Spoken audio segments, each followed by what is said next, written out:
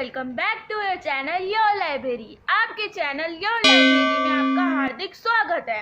इससे पहले हम चैप्टर 2 प्रिंसिपल ऑफ मैनेजमेंट के नेचर ऑलरेडी डिस्कस कर चुके हैं।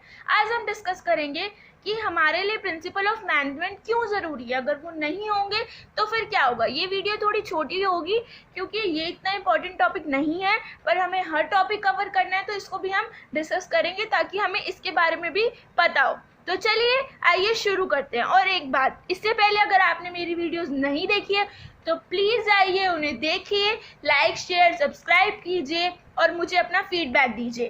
Thank you. चलिए आज का टॉपिक हम शुरू करते हैं, importance of principal of management.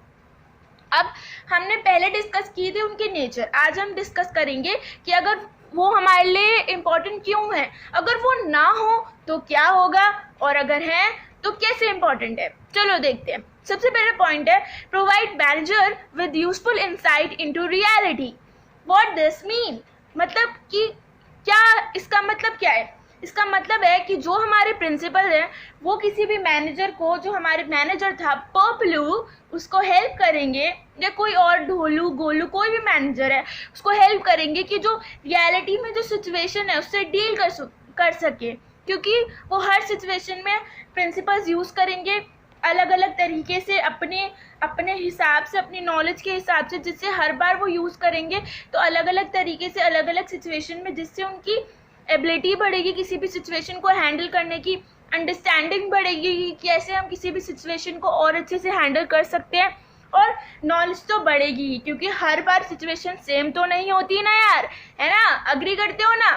तो ये था इसलिए। और हर बार मैनेजर कोई ना कोई गलती करता है, जब वो प्रिंसिपल अप्लाई करता है तो नेक्स्ट टाइम जब वो प्रिंसिपल अप्लाई करेगा तो उसने पिछली बार जो गलती की थी वो उससे सीखेगा प्रिंसिपल अप्लाई करते हो, क्योंकि प्रिंसिपल हमें एक डायरेक्शन देंगे उस डायरेक्शन में जाने के लिए, ताकि हम वो दोबारा गलती ना करें। तो ये ज़रूरी है ताकि जो हमारी रियलिटी की सिचुएशन है उससे हम अच्छे से डील कर सकें, और हर बार जब प्रिंसिपल यूज़ करें तो हमारी जो पहली बार गलती थी वो ना हो। ये था फर्स्ट पॉइंट। उसके बाद नेक्स्ट है ऑप्टिमम यूटिलाइजेशन ऑफ रिसोर्सेज।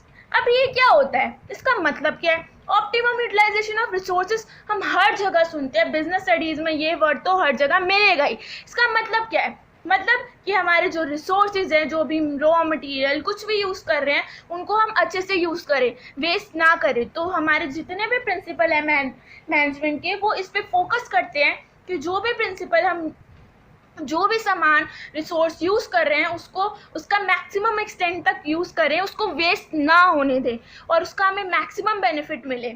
और चाहे जैसे कि इसके लिए हम एग्जांपल भी ले सकते हैं, जैसे कि हम इसके लिए एग्जांपल ले सकते हैं साइंटिफिक प्रिंसिपल, जो हमें बताते हैं कि हम जो भी वेस्टफुल मूवमेंट है उनको कम करें और अपने काम पे प्रोडक्टिव टाइम को बढ़ाएं।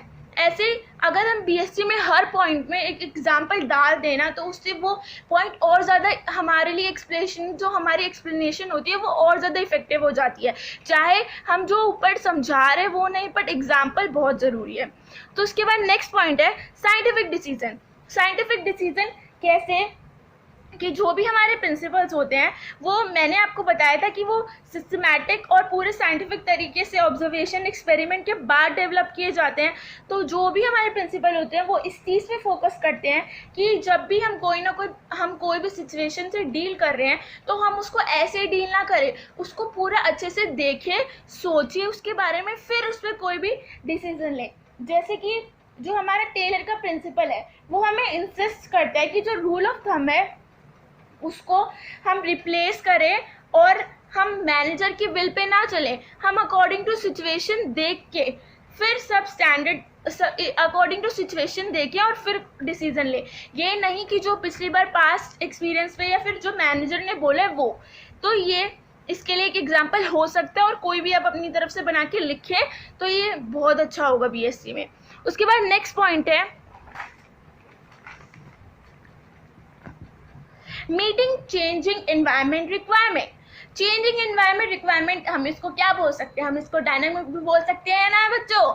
डायनामिक मतलब क्या, जो चीज़ हर बार चेंज होती रहे।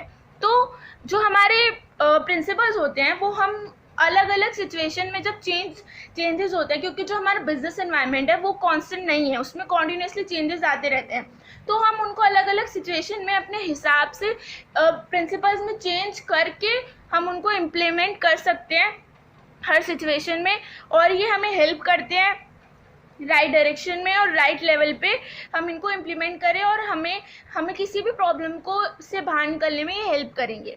उसके बाद नेक्स्ट पॉइंट है इफेक्टिव एडमिनिस्ट्रेशन। एडमिनिस्ट्रेशन मतलब कि जो भी टॉप लेवल पे जो भी प्लान्स एंड पॉलिसीज़ बनती है हमारी ऑर्गेनाइजेशन का जो बेस होता है, तो ये जो प्रिंसिपल्स होते हैं ये एक तरीके से वो बेस होते हैं कोई भी प्लान्स एंड पॉलिसी का। जैसे कि डिवीजन ऑफ वर्क एक प्रिंसिपल है, तो जो मैनेजर टॉप लेवल पे अगर कोई भी पूरे ऑर्गेनाइजेशन के लिए प्लान और पॉलिसी बना रहे तो वो अपने प्लान में ये मेक श्योर करेगा कि जो भी डिवीजन ऑफ वर्क है वो अकॉर्डिंग टू स्पेशलाइजेशन और क्वालिफिकेशन हो। मैं जो मिडिल लेवल के एम्प्लॉयज़ को काम दे रहा हूँ उनके क्वालिफिकेशन के हिसाब से दूँ, तो ऐसे ही हमारे लिए एक बेस का काम करते हैं। उसके बाद नेक्स्ट पॉइंट है सोशल रिस्पॉन्सिबिलिटीज़।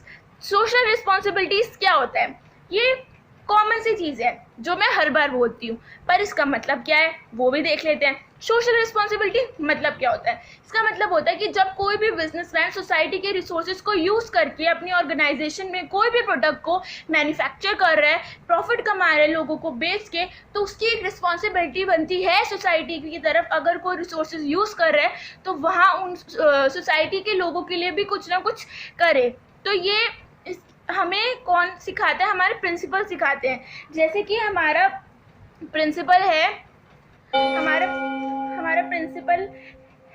रेम्यूनरेशन का।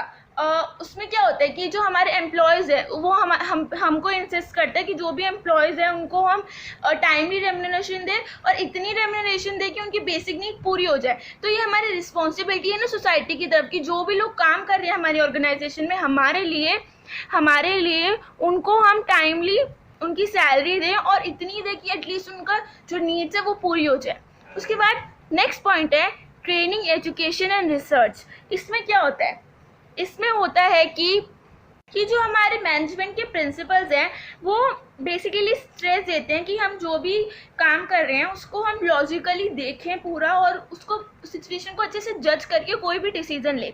और ये हमारे लिए बेस का भी काम करते हैं किसी भी रिसर्च में, जैसे कि मैंने आपको ऊपर बताया प्लान्स एंड पॉलिसी, और कोई भी रिसर्च में हमको हेल्प करते हैं।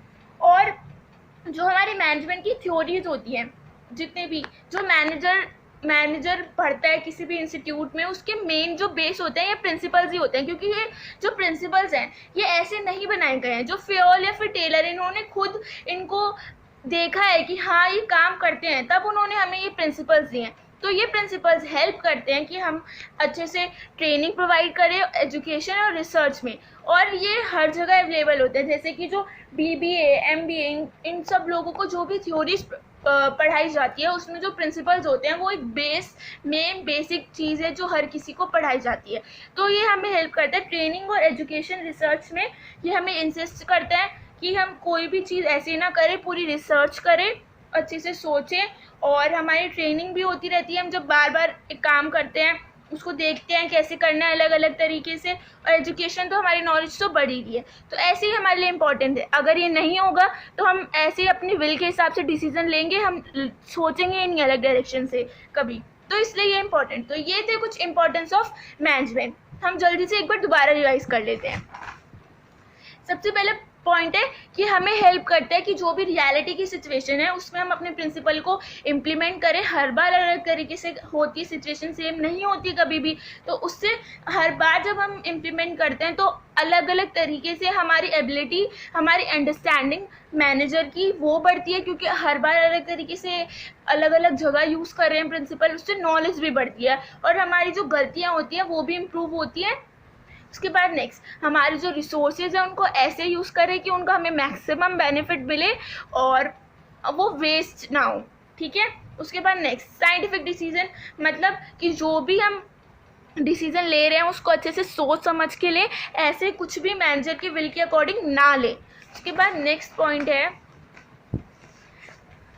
Meeting changing environment requirement. जो हमारा इन्वायरमेंट है, बिजनेस इन्वायरमेंट, वो काफ़ी ज़्यादा डायनामिक है, तो हमारे जो भी चेंजेस आ रहे हैं बिजनेस इन्वायरमेंट में, उसके अकॉर्डिंग हम अपने प्रिंसिपल्स को चेंज करके, उनमें चेंजेस करके उनको हम इम्प्लीमेंट कर सकते हैं राइट डायरेक्शन में, राइट लेवल पे। उसके बाद है इफेक्टिव एडमिनिस्ट्रेशन। मीन्स कि जो भी हमारे ऑर्गेनाइजेशन में टॉप लेवल पे जो लोग पॉलिसीज और प्लान्स बनाते हैं, उसका जो बेस होता है वो हमारे मैनेजमेंट के प्रिंसिपल्स होते हैं।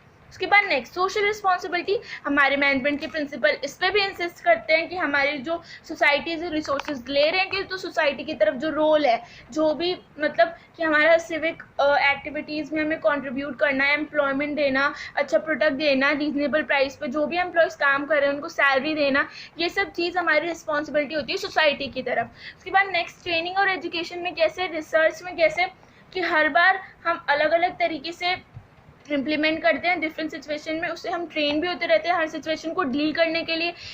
नॉलेज तो बढ़ेगी जब हर बार अलग अलग तरीके से हम किसी भी सिचुएशन को हैंडल करेंगे। और रिसर्च, कि कोई भी डिसीजन ले रहे तो ऐसे ना ले, पूरा उस पर हम सोचे समझे लॉजिकली और साइंटिफिक डिसीजन जजमेंट दे, फिर उसको हम कोई भी डिसीजन ले।